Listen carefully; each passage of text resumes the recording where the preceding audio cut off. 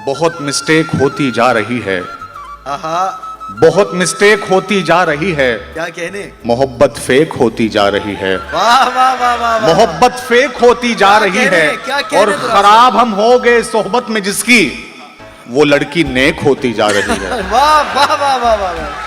क्या बहुत कहने बहुत जी। शुक्रिया। क्या खराब हम कहने, हो क्या गए कहने। सोहबत में जिसकी, वो लड़की नेक होती जा रही है।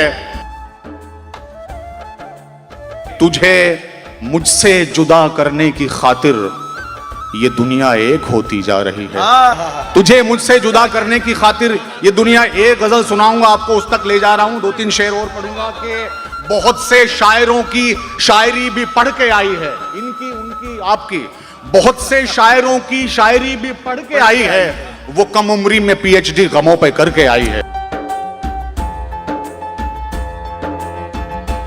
गमों पे करके आई है। और मैं जब भी प्यार करता हूं वो नफरत करने लगती है, यकीनन वो मोहब्बत से किसी की लड़के आई है।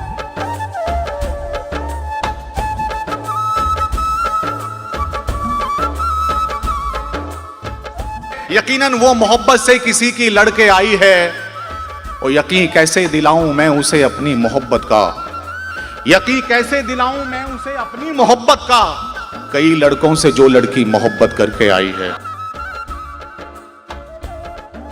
के सुना है अब वो मुझको याद करके रोने लगती है, मुकद्दर में मेरे उसकी मोहब्बत मर के आई है।